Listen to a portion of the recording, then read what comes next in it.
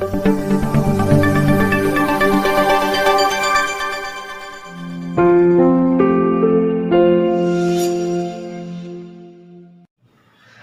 অভিযোগ যে ট্রান্সপোর্টেশন সরকারের নিয়ম অনুযায়ী 10 টন পর্যন্ত সম্ভবত আপনারা ট্রান্সপোর্ট করতে পারে রাইস মিল, সেটা দেখা যায় অনেক ক্ষেত্রে 12 টন 13 টন এরকম জায়গায় পৌঁছে যাচ্ছে, ধরাও পড়ে মাঝে মধ্যে।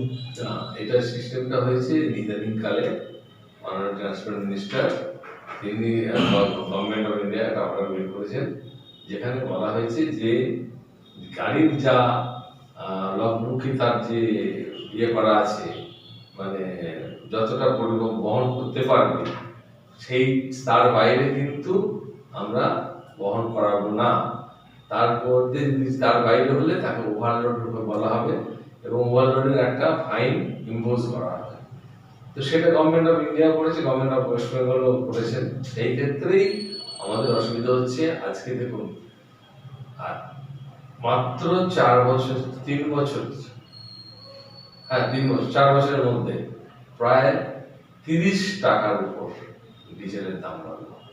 অথচ যে ট্রান্সপোর্ট আমরা পেতাম সরকারের কাছে, যে ট্রান্সপোর্টটা আমাদের দেওয়া হতো 2017 সালে রিভাইজ হয়েছে, তারপরে আর কোনো রিভাইজ হয়নি। 2019 সালে যে দাম ছিল ডিজেলের, আজকে 2021 সালে 2 বছর 30 টাকার উপর দাম রয়েছে। কত পার্সেন্ট বাড়ছে তাহলে দেখুন। তাহলে সেই যে আমাদের ট্রান্সপোর্ট চার্জ সেটা রয়েছে, ওটা একটা বড় বিষয়। তার উপরে আমি যখন একটা লরিতে 12 টন 13 টন নিয়ে যেতে পারতাম, তার যে ভাড়াটা মানে একটা ভারসাম্য রাখা যেত, সেটা এখন যখনই একটা ওই 10 টনের বেশি কি 8 টনের বেশি কি 9 টনের বেশি নিয়ে যেতে পারবো না, ভাড়াটা কিন্তু অনেকখানি বেড়ে যাচ্ছে। সেই ক্যালকুলেশন অনুযায়ী অনেকটা বেড়ে যাচ্ছে। তো সেই চাপটা আমাদের কাছে আসছে। আরেকটা বিষয় আপনাকে জিজ্ঞেস করি, আমরা এটা দেখেছি বা শুনেছি অনেক রাইস মিল যারা বাইরে রাজ্যে, বাইরে জেলায় না বাইরে রাজ্যে চাল পাঠাতেন একটা সময় নিয়মিত, অনেকে আছে কেরলে পাঠাতেন, পাঞ্জাবে পাঠাতেন, কিন্তু বিভিন্ন কারণে তাদের সেই টাকা পাননি, টাকা মার গেছে এটা বলে। সেরকম অ্যাসোসিয়েশনের কাছে অনেকে অভিযোগ করেও ছিলেন, আমি এটা আজকের কথা বলছি না। সেক্ষেত্রে অ্যাসোসিয়েশন কি ভূমিকা পালন করেছে? এটা খুব ডেলিকেট ম্যাটার। ব্যাপারটা হচ্ছে যে আমরা যখন চাল বিক্রি করেছি, আমাদের দু রকম। এখন দেখুন, কাউকে যদি আমি ব্ল্যাক অ্যান্ড হোয়াইটে চালটা দিই, বিক্রি করি, তার একটা আলাদা ইয়ে, আর কাউকে যদি শুধুমাত্র প্লেন পেপারসে চাল বিক্রি করি, তার একটা আলাদা নিয়ম আছে। তো ঠিক বলেছেন, এই তো কিছুদিন আগে, বছর 3 হলো, আমাদের বর্ধমান শহরেরই একটা পট্টি আছে, চাল পট্টি, যেখানে চালের বদি আমি দালাল বলবো না, যেখান থেকে রাইস মিলাররা গিয়ে তাদের কাছে চাল বিক্রি করে এবং সেই চাল তারা বাইরে পাঠায়। কিছুদিন আগেই একটা গদিওয়ালা, আমি নামটা বলছি না আপনাদের ক্যামেরাতে, সে তো 42 কোটি টাকা নিয়ে চলে গেল এবং সেক্ষেত্রে তাকে তার প্রায় 1 বছরের উপর জেল বাস হয়েছে। হয়নি তা না, আমাদের সেই সময়কালীন মাননীয় খাদ্যমন্ত্রী যথেষ্ট হেল্প করেছেন এবং তিনি ডিজিবিকে পাঠিয়ে দিয়ে ওনাকে অ্যারেস্ট করেছেন। সবাই তো পায় না। না, হলোটা কি? কিছুই তো হলো না। ওই জেলটা খেটে বেরিয়ে এলেন, আমার তো টাকা পাওয়া গেল না। বলছি উনি জেল খাটলেন, আরাম বাবান্ত বিয়েতে আছেন, টাকাগুলো নিয়ে কোথাও লাগিয়েছেন। এরকম তো অনেক রাইস মিলের সঙ্গে ঘটছে। সেক্ষেত্রে অনেক রাইস মিলের সঙ্গে বাইরে আছে চাল পাঠাতেও ভয় পাচ্ছে না। অনেক রাইস মিলের সঙ্গে ঘটছে, কিন্তু রাইস মিলারদেরও কোনো উপায় নেই। নিজস্ব যে মার্কেট তৈরি করা, বিক্রির জায়গা, সেইটা রাইস মিলাররা করতে পারে না। ওরা সহজেই একজনের কাছে, মানে সেই খাটনিটা খাটা বেশ, আমি বললেন না বেশ কিছু রাইস মিলার আছে যারা নিজেদের মার্কেট তৈরি করে ফেলেছে।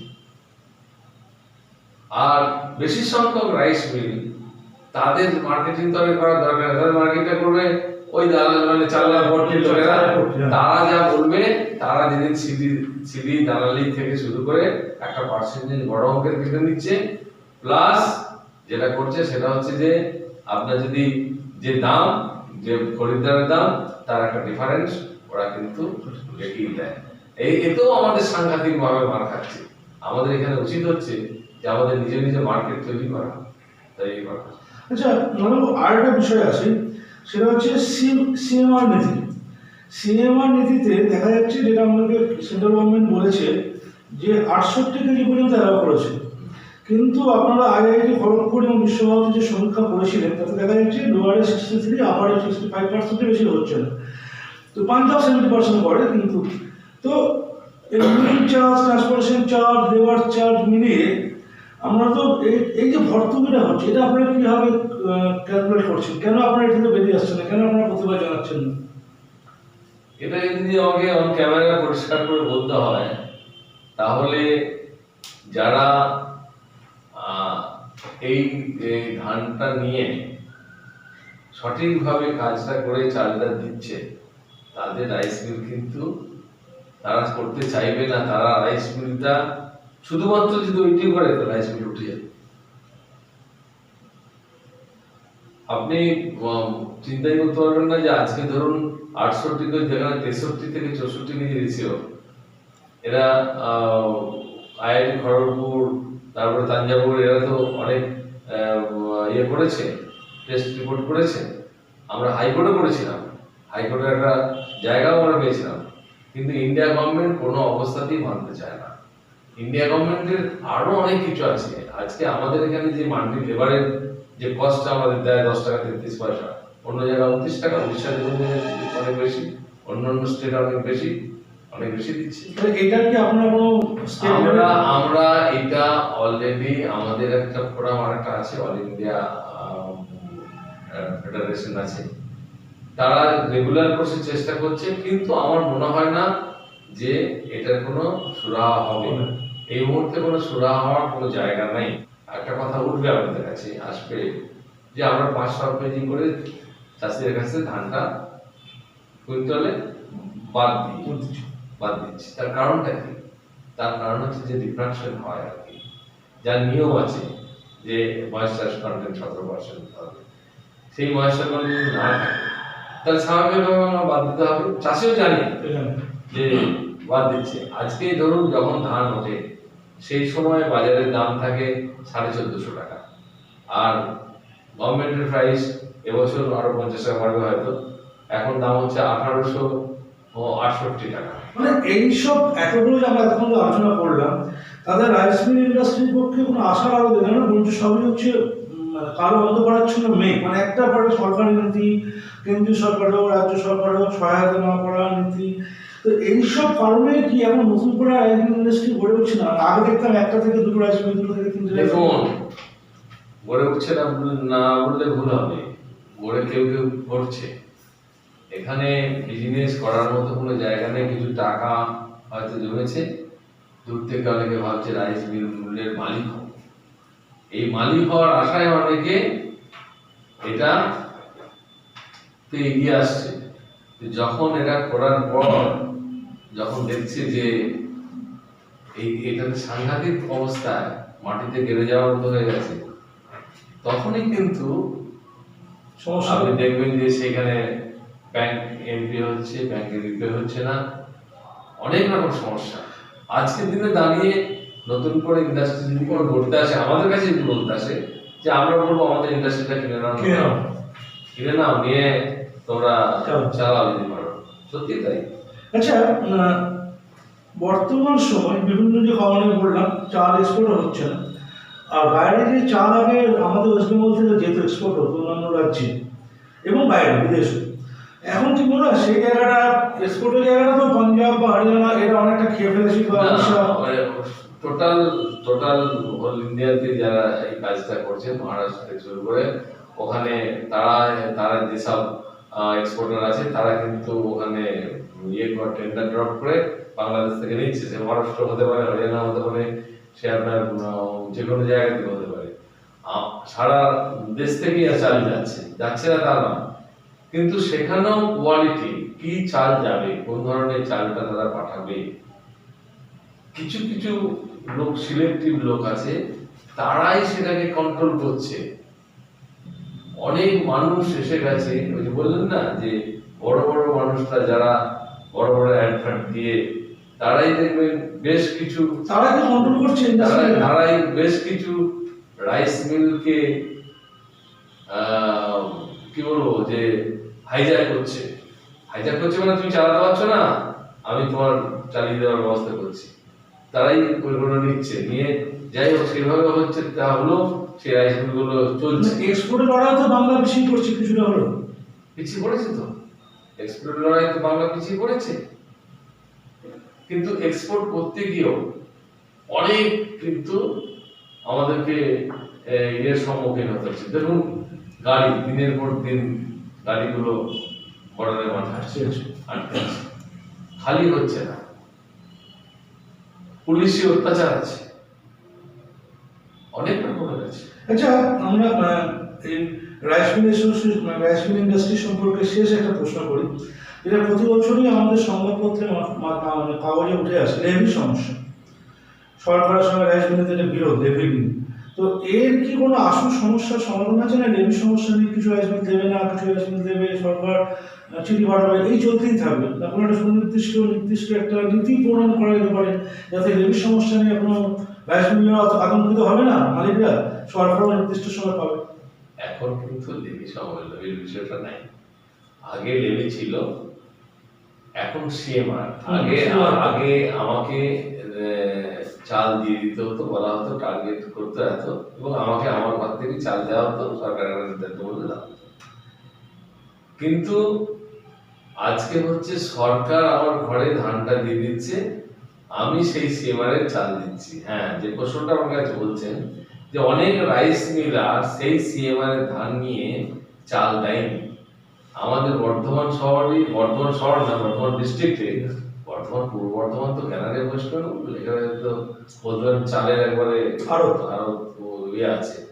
তো সেখানে প্রায় এই জন্য 25টি রাইস মিল বন্ধ হয়ে গেছে, তাদের নামে এফআইআর হয়েছে, অ্যারেস্ট হয়েছে, তারা কাস্টডিতে গেছে, তারা আবার জামিন পেয়েছে, বাড়ি এসেছে, তাদের রাইস মিলগুলো জল খাচ্ছে, পড়ে শেষ হয়ে গেছে, তাদের বিক্রি করার কোনো জায়গা নেই, ক্ষমতাও নেই। এইটা একটা বড় দিক। ঠিকই বলেছেন যে যারা সিএমআর এর ধান নিচ্ছে, তারা ধানটা নেওয়ার পর যে সঠিক সময়ে চালটা দিচ্ছে না, তার দেওয়ার দায়িত্ব তারই। ওই ধানটি নিয়ে তিনি বেচে দিয়ে, সরকারের ধান বেচে দিয়ে তিনি অন্য কোথাও কাজে লাগাচ্ছেন, না হলে নয়ছয় করেছেন।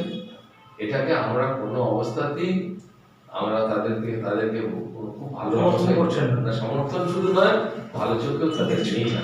আচ্ছা, আমাদের শেষ প্রশ্ন, এই অ্যাসোসিয়েশনের একজন পদাধিকারী হিসাবে, অ্যাসোসিয়েশনগতভাবে, আমি ব্যক্তিগতভাবে বলছি না, বিগত দিনের কাজকর্মে আপনি কতটা সন্তুষ্ট, এবং আগামী দিনে আপনার কি লক্ষ্য হতে চলেছে এই অ্যাসোসিয়েশন রাইস মিল ইন্ডাস্ট্রিকে নিয়ে? দেখুন, আমার সন্তুষ্টির জায়গা এটাই যে এত বছর ধরে বেঙ্গল রাইস মিলকে লালন পালন করে এসেছেন, নার্চার করেছেন দেবমন্ডল, পরেশ মন্ডল, এরা মানুষজন। সেখানে এই গত 3-4 বছরে যাদের আমিও তার জন্য একজন সঠিক, যারা দায়িত্ব নিয়ে কাজটা করলো, আমার মনে হয় যে দেবমন্ডল এখন খুব দুঃখী হয়ে গেছেন, দুঃখিত যে আমি তাকে আমার জায়গাটা দিয়ে এলাম। তার জন্য তিনি আজকে ঘরে বসে অনেক চিন্তা করছেন যে কি করলে এই রাইস মিল অ্যাসোসিয়েশনটাকে আরো ভালো জায়গায় উজ্জীবিত করা যাবে, নিয়ে যাবে। তার একটা চিন্তা ভাবনা আছে, বর্তমান থেকে সেই চিন্তা ভাবনা চলছে, এবং সেই চিন্তা ভাবনায় যদি আমাকে কোথাও খাড়া করে দাঁড় করায়, তাহলে আমি দাঁড়াতে রাজি আছি, আমার কোনো সেখানে অসুবিধা নেই। এটা হচ্ছে বর্তমান জেলার যে সিদ্ধান্ত, সেই সিদ্ধান্ত আমি নিশ্চয়ই মান্যতা দেবো।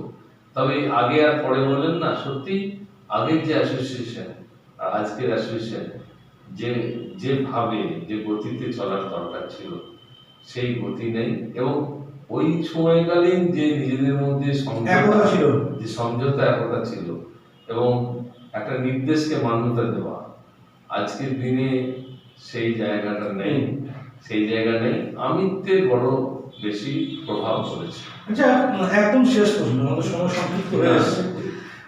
আব্দুল মালেক যিনি বেঙ্গল রাইস মিল অ্যাসোসিয়েশনের সঙ্গে যুক্ত, বর্তমান ডিস্ট্রিক্ট অ্যাসোসিয়েশনের সঙ্গে যুক্ত, আগামী দিনে আরো বড় জায়গায় যেতে পারেন, যাবেন, পরে ব্যাপার।